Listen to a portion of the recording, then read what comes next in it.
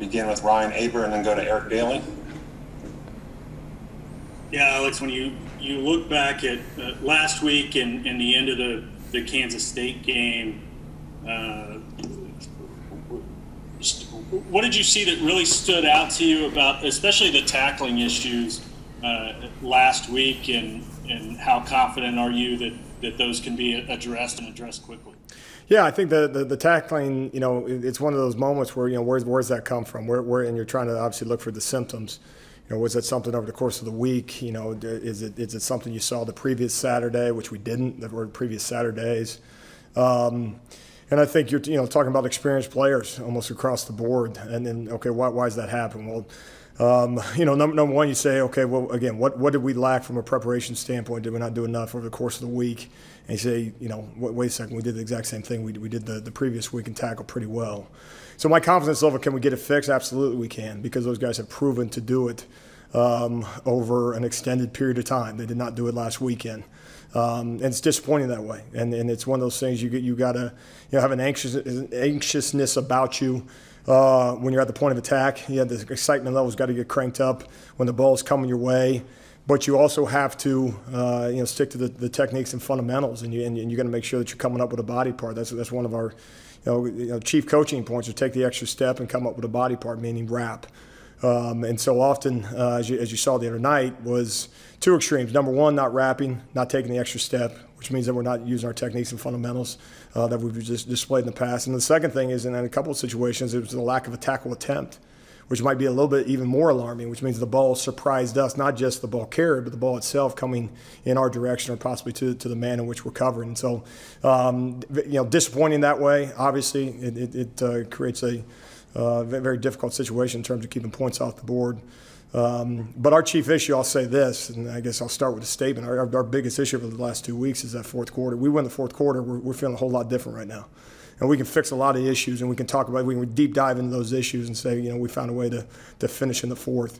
But obviously those issues become that much more paramount, combined with our inability to play 4 quarters of football. Thanks, Alex. Eric Bailey and Joe Bettner. Alex, you were introduced to the OU Texas game last year. How much importance do you see in Saturday's game, not just for the balance of this season, but from a big picture standpoint in terms of perception and future recruiting?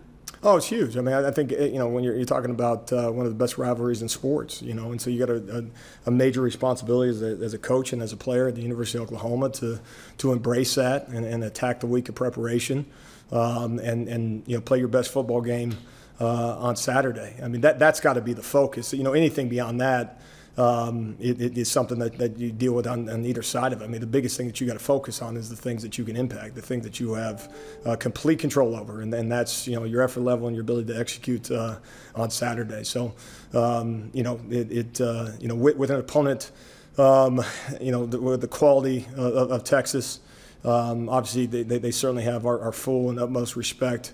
The rivalry aspect of things certainly adds a layer to everything. And then in the end, what you need to do is you got to have an elite week of preparation and focus. And we've done that up until this point. Thanks, Alex.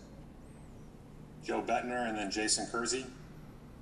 Alex, with just the skill set that Sam Ehlinger has, I'm curious how much of a challenge he presents to you guys, just considering how the last 2 weeks have went. Yeah, no, I think Sam is an elite quarterback. Has been doing it for a long time at a very high level. The ability to extend plays, efficient in the passing game. He can run for the tough yards. He can make you pay when you have good coverage. He can fit the ball in the tight windows despite good coverage. Whether it's getting a tough yard in a short yard situation, maybe on a goal line, something along those lines, or scrambling around to extend the play to buy time for guys to get downfield and get open in some of those situations. He's one of those guys that I can only imagine from an offensive coordinator standpoint where you just feel like you can't really call a bad play because he's always going to make it right. So there's some high-level guys that you have to play every year in terms of quarterbacks, and this one is a big-time one for us. Thank you. Jason Kersey and then Bob Crispillo. Hey, Alex, apologies if this is a little blunt here, but when you look at the last 2 games, Do you think the problems that you've seen in the secondary are solvable with the current personnel, or are we getting to a point where maybe you need to start looking at other options? Well, we're always looking at other options. I mean, we're always looking at personnel. You're always looking at scheme. You're always looking at, okay, where's the deficiency? You know, what you don't do is you don't just circle one and say, well, that's the answer, and then that fixes all. You know, it's certainly if there's a consistent, with one particular individual or one particular call, and then obviously you're analyzing those things. But also, you got to look at body of work, and you're going to make a one-game evaluation or a one-play evaluation. So all that stuff factors in. I will say this: I think probably leaned on experience, early on this season, where because it was the right thing to do, because you can only coach the guys that practice, right? So I mean that's part of it. I got a lot of notes for the next pandemic, how I changed some things, but that's a real part of it, and also I think, the biggest thing is, guys got to, execute at a high level. I mean, you're always one play away from kind of being the GOAT. You don't get credit for the previous tackle. You don't get credit. We talked about it before, 14 game starter. Okay, now what? You don't get credit for that. And the expectation, you play at a higher level, and we need to do that, right? And so I got to coach them better. But no, you're certainly, always looking at, rotating more. We'd like to. I think that we're getting to the point that we can. Ultimately, whoever takes the field has got to play at a high level. Any issues that we've had, you've also had, some pretty good examples of getting it right. And so, obviously, you got to do that more. And there's no hiding the fact that it hasn't been good enough, specifically the last 2 weeks, specifically in the fourth quarter. Thanks, Alex. Bob Frisbillo, and then Garen Emig. Alex, it feels like people can live with when it's young guys making mistakes. Is it more confusing, frustrating that it's some of your older guys who have made some of the biggest errors during the last couple of weeks? Yeah, it's unacceptable. I mean, that's and you don't talk to them like, and they could echo this to you. You don't talk to them like it's their first start. You don't talk in that way of, hang in there, bud. This is, welcome to college football type of moments. You played on big time stages. You played a lot of football, and to not execute at a high level is obviously disappointing. And then you turn the finger back on yourself as a coach and say, where did I fail? What did I miss? What was the symptom that I missed the previous week of practice? What did I miss that night? That would lend itself to having a poor performance, because that's what it is. The film says it wasn't good enough. It wasn't even close to being good enough, specifically in the secondary. And again, I'm responsible for it. And so, I'm looking at my symptoms. Where did I go wrong? And so, no, when it's older guys, it is different. It's completely different. But also because it's older guys, you try to find some semblance of perspective because of the body of work. And you say, they've been in the moment. Now, they performed, at a certain level at times. They've executed these calls, these responsibilities. I can show you them having success, whether it's in the run game or the pass game, tackling, as mentioned. And so you also have to use that, and they need to use that. They got to draw from those experiences. But in the end, no, there's a completely different level of evaluation based on an older player versus a younger player. Okay, Garen Emig, and then Cliff Brunt. Alex, we talked to Lincoln yesterday, and he admitted to a correlation between the emphasis on takeaways and guys being a little out of control when they need to just square up and make the safe tackle. I think the way you put it a little while ago is make sure we get a body part. Are you sensing the same problem? I think that could certainly be a part of it. I mean, I think if you bury your head into the grass, I would not give you that out, right? I mean, if you're trying to put pads on the ball and then trying to get the big hit, type of thing, or if you're falling off of a tackle because you're stripping. And I'm not saying that a couple of those didn't exist. On the same token, is if you're diving at an ankle and you don't come up with anything, I wouldn't accuse those individuals of trying to get a takeaway. So no, could that rear its head at times, possibly. But also I know there's several balls this year that have hit us in the hands that we haven't come up with, and so maybe that's emphasizing it too much too. But It's something we got to get more of, specifically to the takeaway side of things. And then we got to make sure first guy contact's got to get do a great job securing the ball carrier. That never changes, and that's the only way we've ever coached it. Thank you. Yeah. Go to Cliff Brunt and then John Hoover. Yeah, Coach, over recent years, you guys have had historically great offenses, and sometimes that's helped maybe bail out the defense a little bit.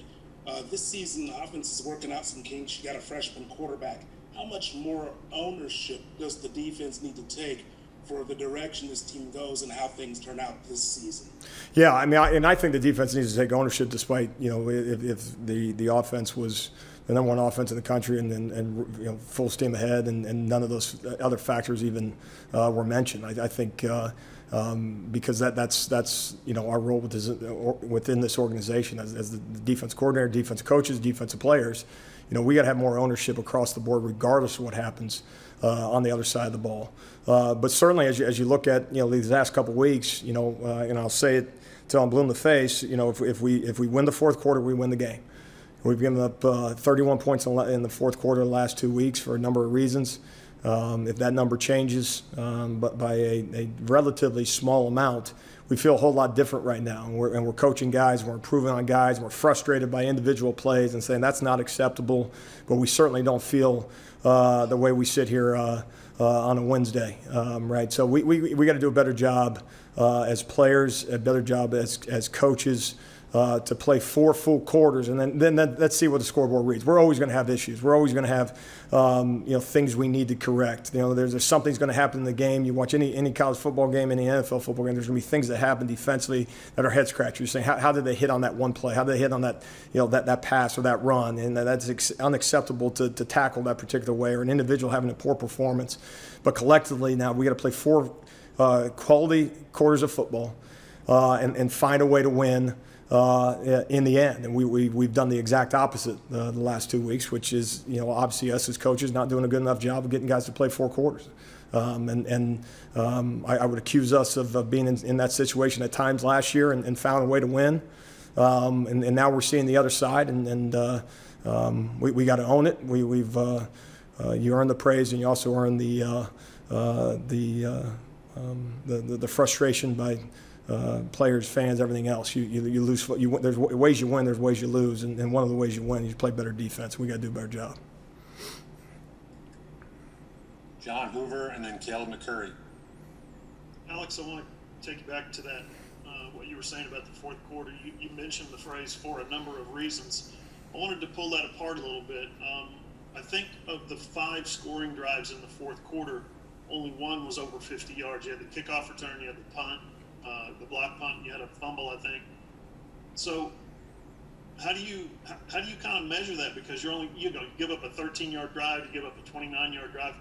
That's not too terrible. What do you think it is? Is it fitness playing into it a little bit? Is it focus, or guys playing too tight, or how have you assessed that just overall? Yeah, I mean, certainly I think every individual guy comes, you know, to it from a different angle, and so, you know, to say it's one, you know, a specific issue would probably be inaccurate, but I think you hit on a lot of them. I think, you know, one of the things we got to do a better job of is focus. I mean, a major emphasis, you know, focusing on my individual responsibility, my individual job, regardless of any other circumstances, whether it's the guy next to me maybe had a poor rep the time before, and I'm evaluating, you know, what he's doing, whether it's something on the offensive side of the ball or something on kicking. You know, ultimately when we take the field, we got to get 3 good plays in a row or get a takeaway.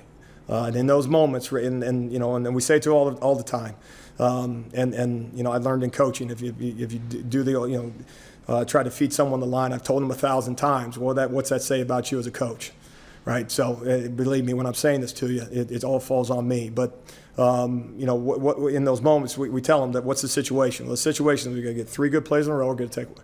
There's no, you can talk to me about everything else that's going on, and in the end, that's what it comes down to defensively. And sometimes that obviously is get four downs in a row.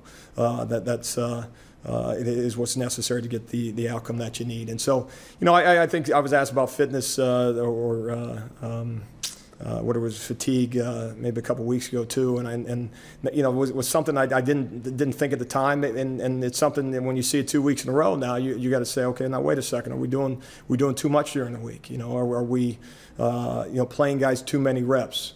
And that's something that you know, we certainly analyze as well, and something that we're currently doing to moving forward. So no, it's everything, I think, it's to think that you flip one of those and everything, you know, turns out roses. No, but you got to have the mental fortitude in those fourth quarters.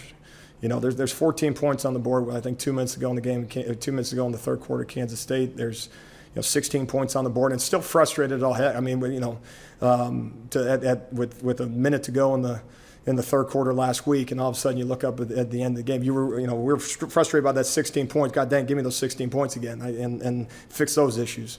You know, as opposed to not finishing. And there's not a scenario that happens over the course of this season where if we don't fix our issue in the fourth quarter, that we're going to have any level of success.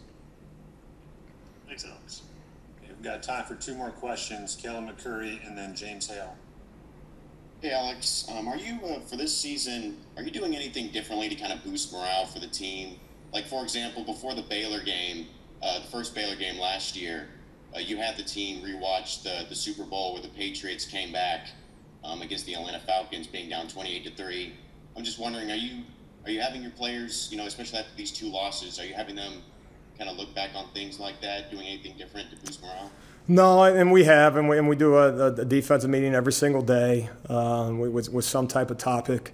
I'd be embarrassed to kind of mention some of what the topics have been over the last 2 weeks because we haven't gotten the outcomes despite of that. So I'll keep that to myself. But no, it's videos. But it's not sinking in. So it's something that we continue to do, and then you keep swinging the bat. Sometimes you land a message, sometimes you don't, right? And certainly I don't take credit when the message gets landed. It's the kids that ultimately get it done, and it's my fault when I can't land a message. But no, again, I'm fairly embarrassed to say what we've done over the last few weeks when you ultimately see the results, because it's obviously not hitting home. Thanks. Last question, James Hale. Alex Yelich has come over from Oklahoma State. You know, how much has he brought from what they did there? And when you look at Texas's offense, you talked about Sam and how good of a quarterback that he is, but what else do they have? What are they doing now that's anything differently than maybe they've done since you've seen them before? Well, you know, they use tempo very well, and obviously Coach Herman's a tremendous offensive coach as well, and so I think you see a real good, you know, marriage between the 2 approaches. But just, you know, put a lot of stress on you defensively. You know, the ability off the run game to have, you know, run pass options, which makes it very, very difficult. You know, we kind of use the phrase defensively, kind of zeroes you out. You know, where you know you can't have an extra in the pass game and have an extra guy in the run game. So you're constantly doing that, you know, kind of math in your head to try to put yourself in the best situation to be successful. And so that's something they do a great job of, but also the ability to, you know, stretch you, you know, and throw the ball downfield. Hit some home runs last week. You know, kind of stand out. Just haven't just watched that, but no, just it's you can't just circle. Okay, this is the play we need to stop this week. This is the formation that is their bread and butter, or this is the individual that is their go-to guy that you know, they do a good job spreading the ball around. And again, when a play breaks down or you otherwise feel like you defended it, then you got an elite quarterback to make it right. So no, they got a lot of respect for both of them as offensive coaches.